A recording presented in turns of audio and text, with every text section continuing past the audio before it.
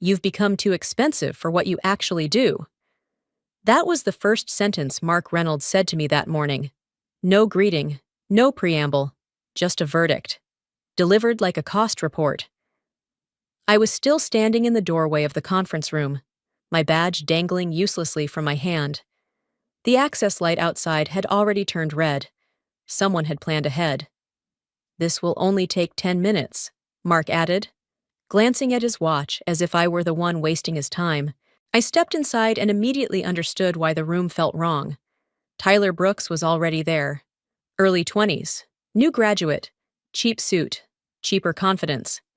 He sat in my chair with his laptop open, logged into systems I had built, monitored, and signed off on for over a decade. My dashboards, my alerts, my responsibility now displayed under his name. Mark leaned against the table, perfectly relaxed, CEO posture, hands clean. We're restructuring for efficiency, he said. The way executives do when they want a sentence to sound strategic instead of personal. Tyler will be taking over your operational access. One quick note before we go on.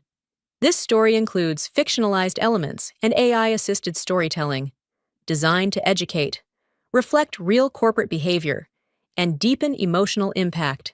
If this kind of content feels heavy for you right now, it's okay to pause, take a breath, and come back another time. Your well-being matters more than any story. If you're still here, let's continue. I was the Senior Risk and Systems Director. 15 years. Every audit, every insurance review, every time something went wrong and someone needed a name on the line, it was mine. I didn't just manage systems, I signed for them. I absorbed the risk so leadership didn't have to. Mark never did.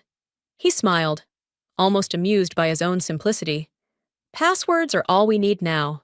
That was the moment the insult fully landed. To him. My role was a collection of logins. To me, it had always been accountability legal, financial, personal. Mark made decisions. I carried consequences.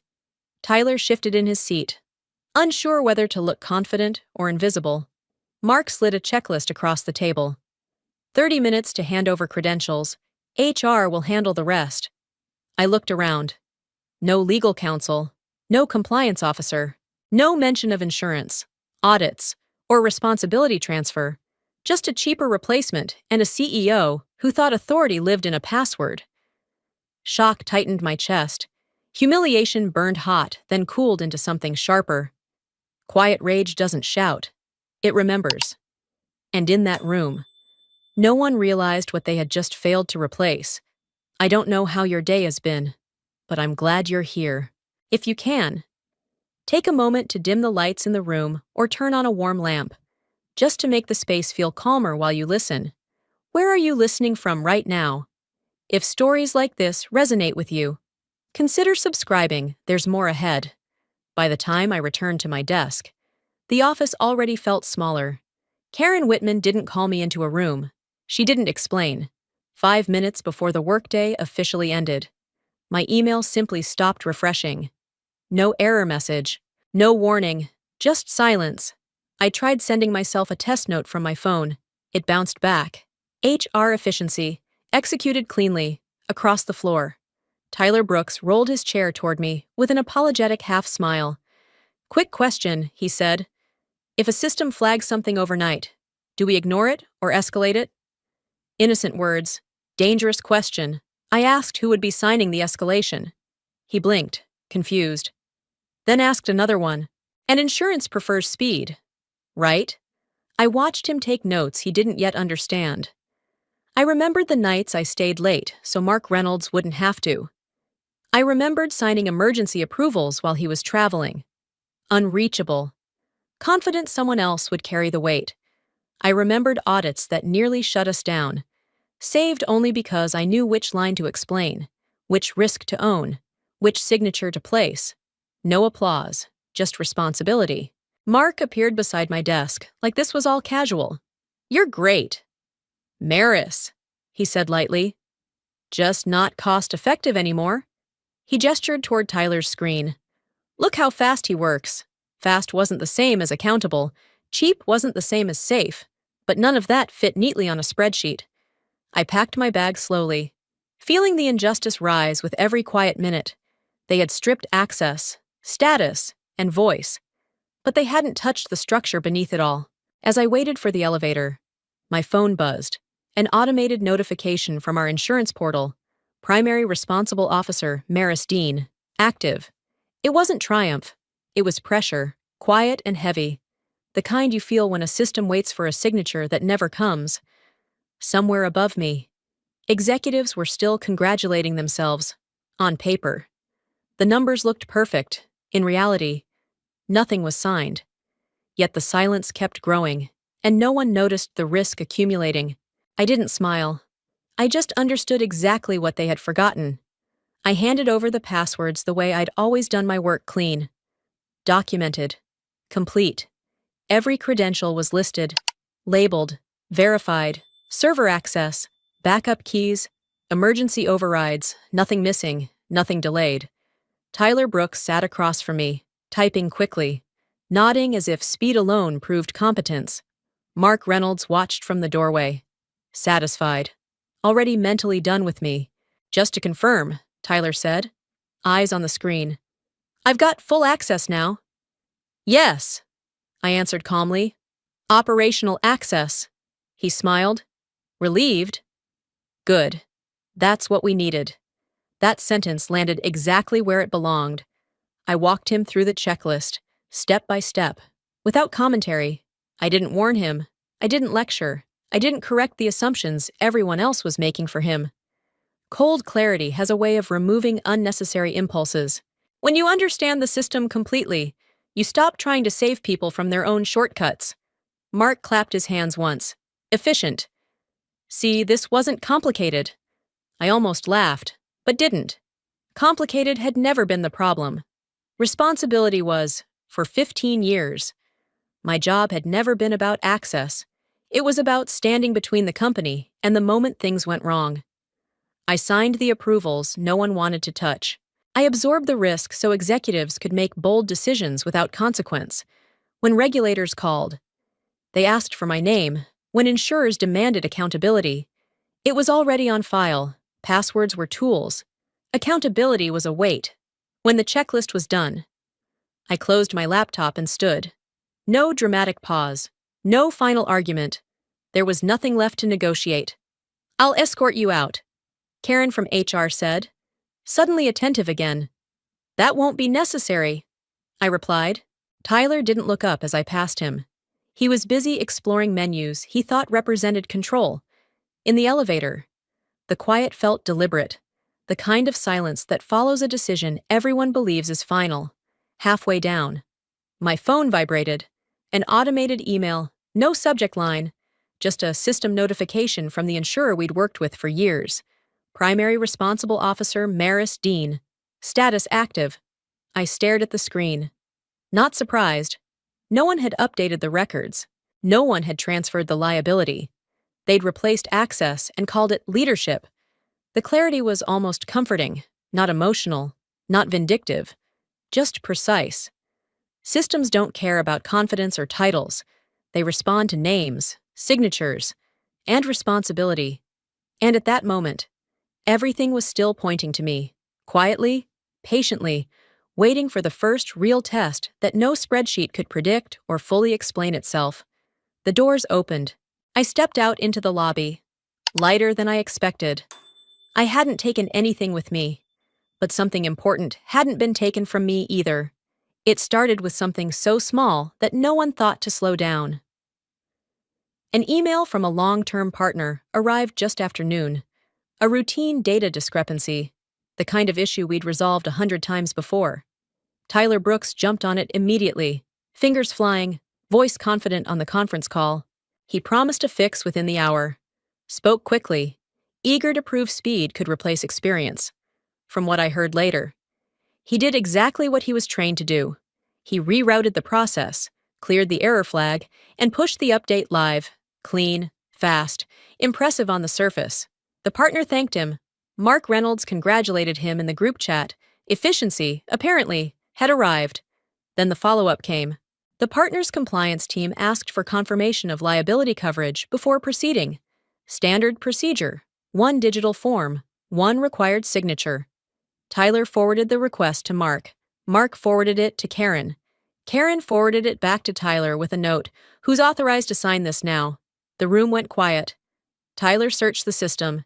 He had access to everything: dashboards, controls, override tools, but the sign-off field was locked. He tried again. Same result.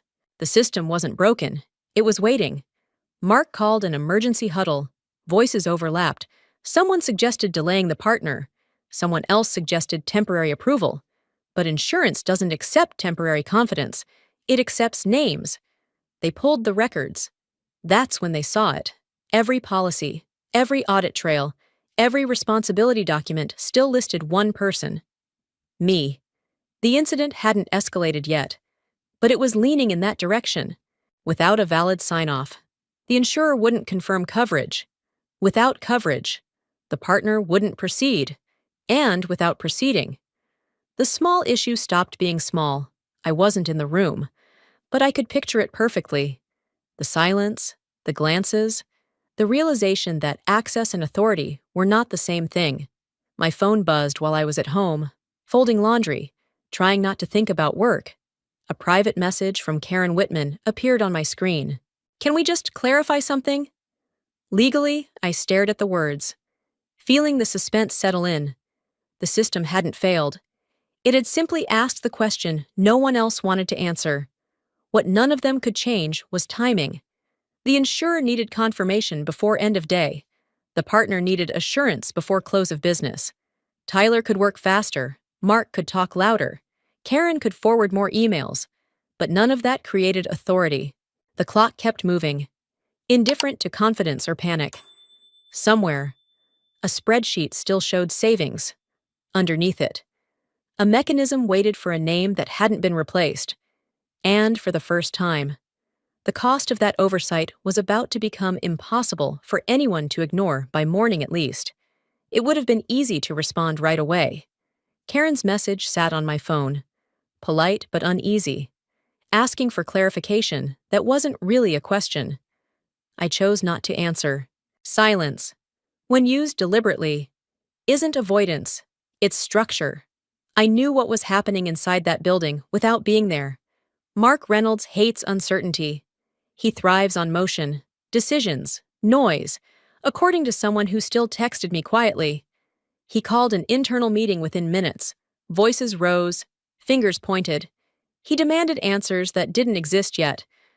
I didn't enjoy it. That's important to say. This wasn't revenge. It was observation.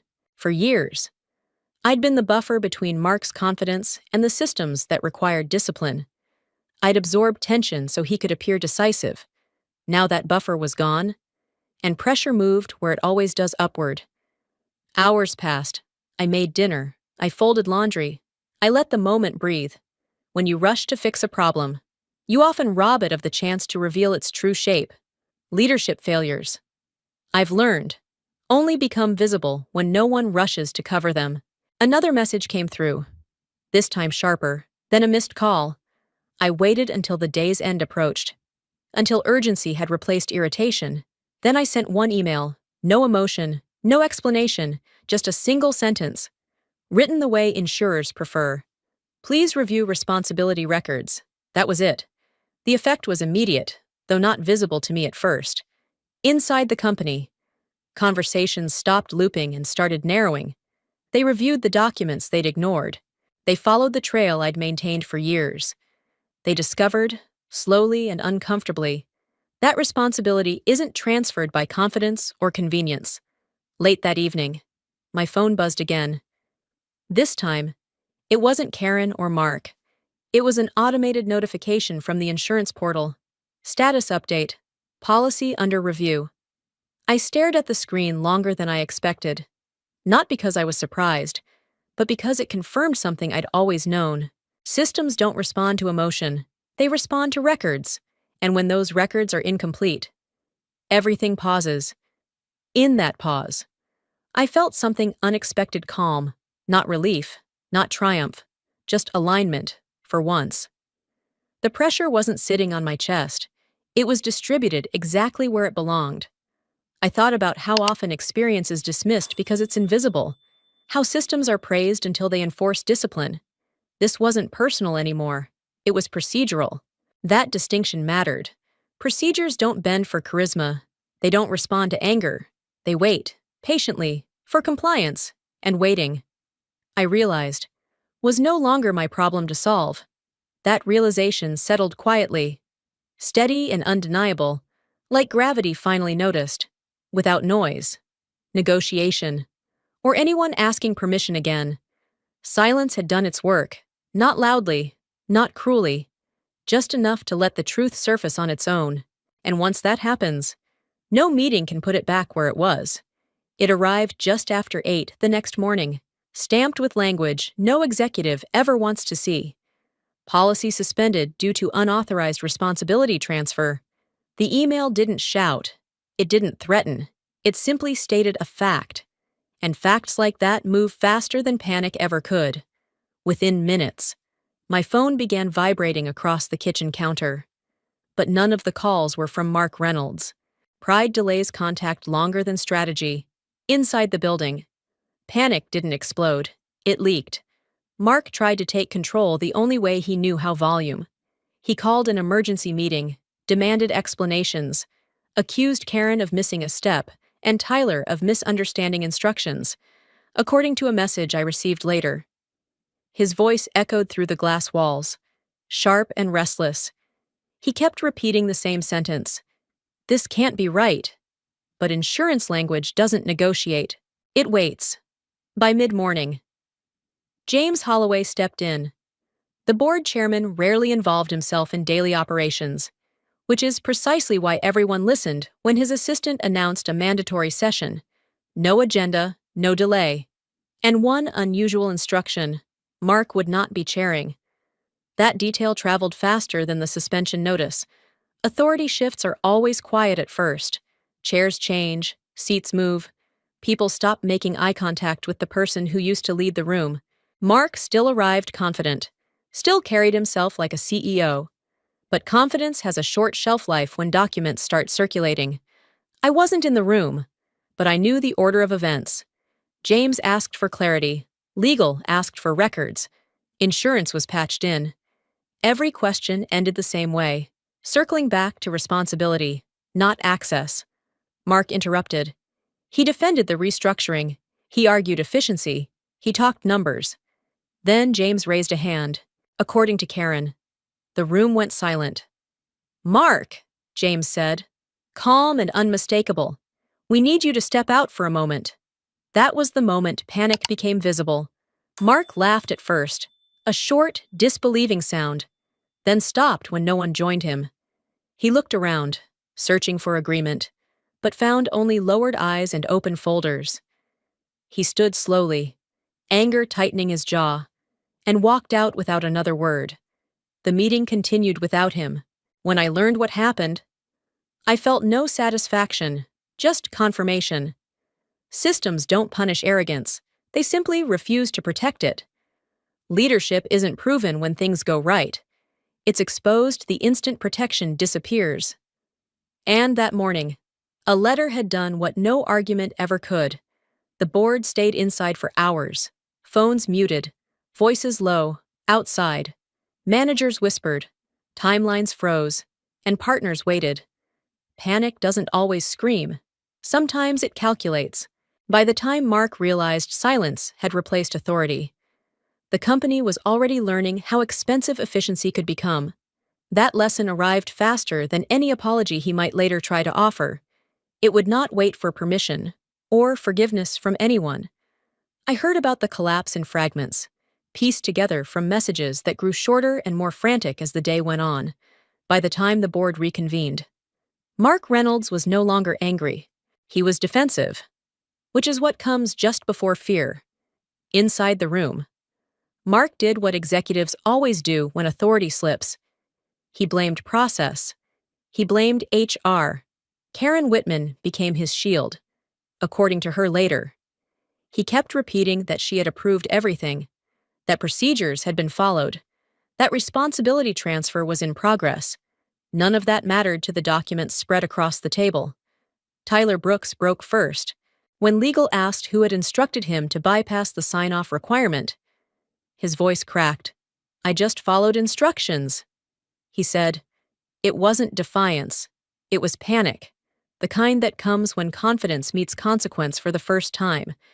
What followed wasn't dramatic. It was methodical.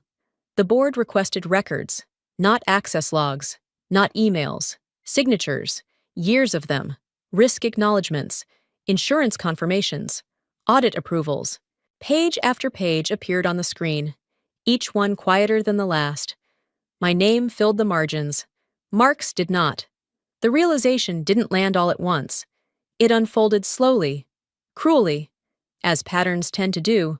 Mark had authorized strategy, budgets, restructuring plans, but when it came to absorbing risk, to putting a name where liability lived, he had always deferred. He had relied on me, entirely. No one accused him outright. They didn't need to. Silence did the work. James Holloway asked a single question that ended the discussion. "When was the last time you personally signed a risk document?" Mark, there was no answer. I imagined the room then, the way collapse feels when it isn't loud. Shoulders tightening, chairs shifting, eyes lowering. This wasn't about blame anymore. It was about survival.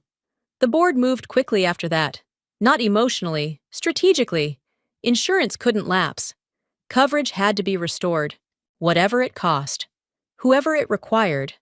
Options were discussed. Consultants, interim authority, external oversight. My name came up without ceremony.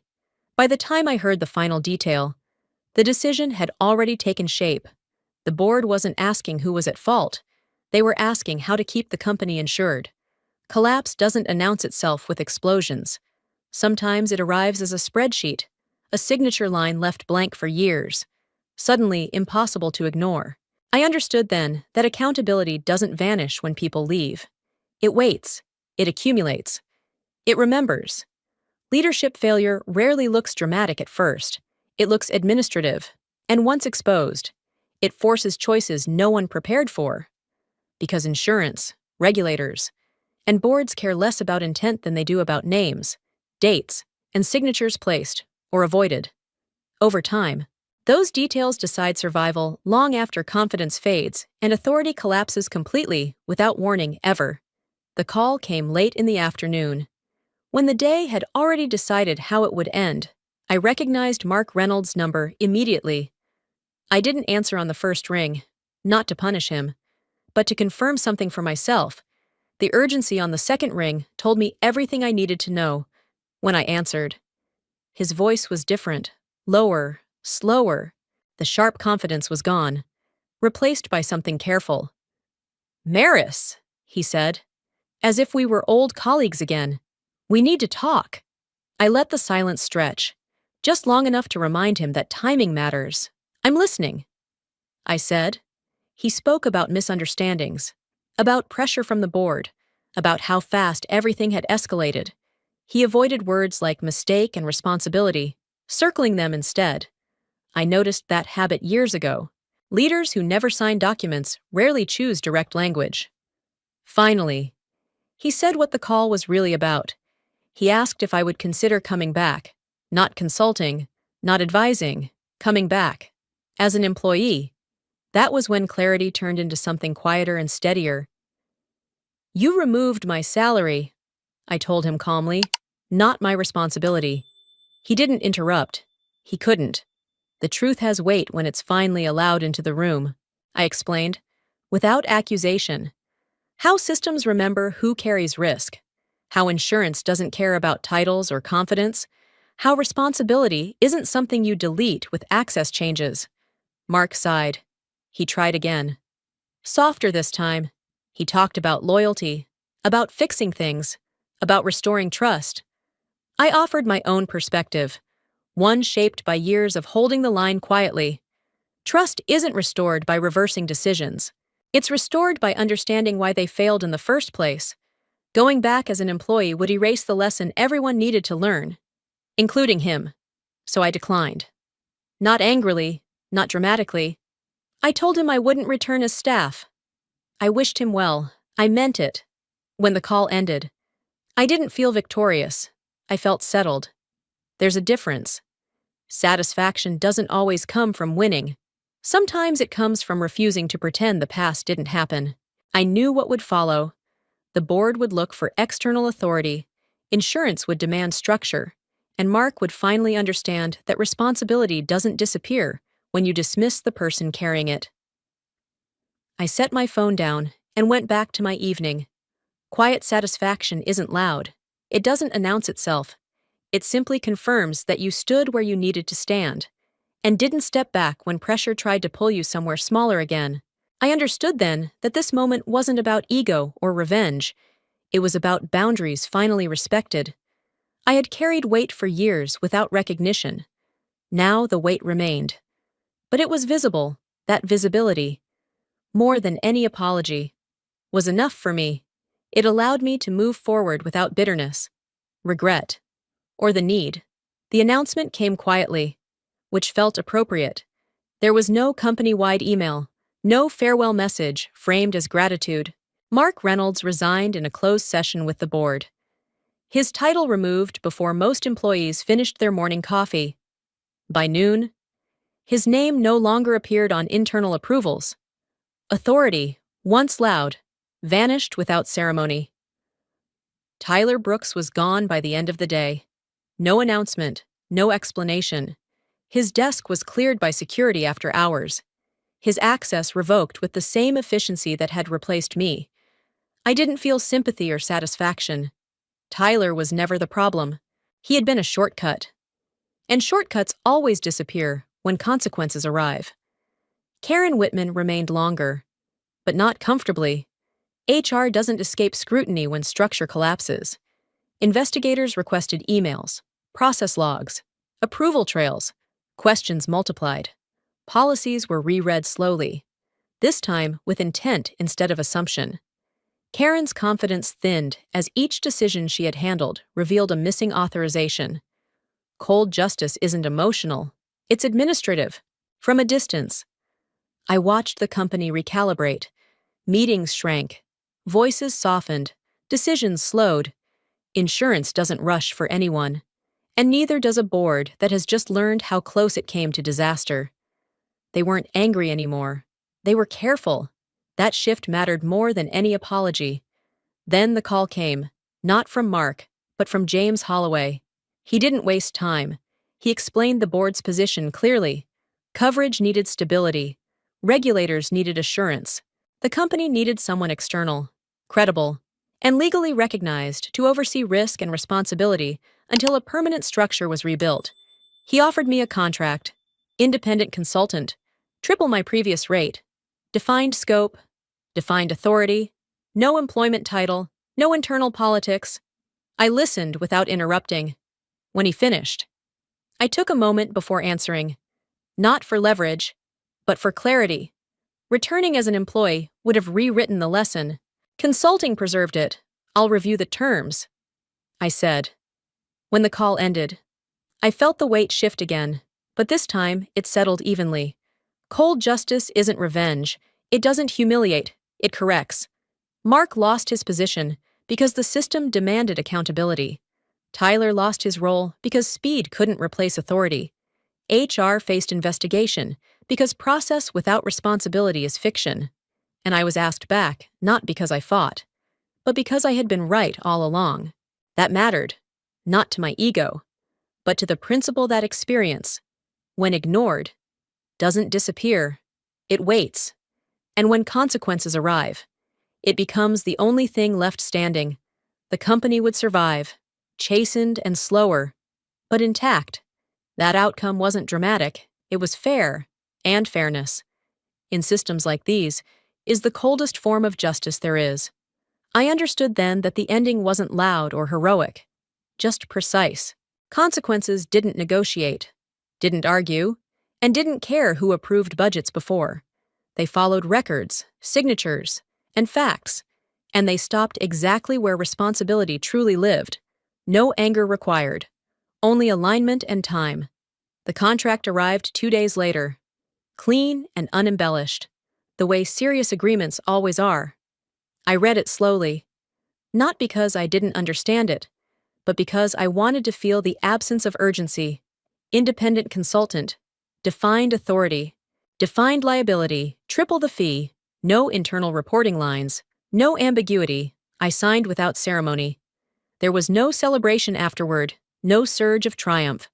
What I felt instead was resolution. The quiet kind that settles when something long misaligned finally locks into place. I wasn't returning to reclaim a desk or a title. I was stepping back in as structure. As a boundary the company now understood it needed. Work resumed quickly. Meetings became shorter. Questions became sharper.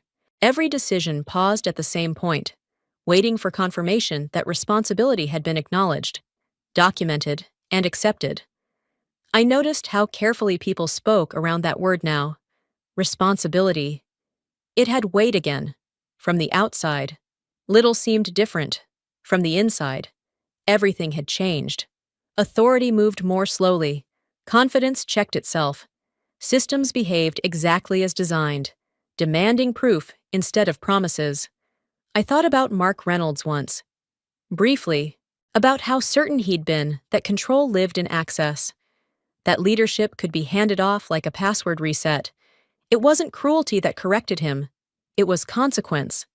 The dignity I regained didn't come from being proven right, it came from being trusted again, on terms that recognized what I actually carried all those years.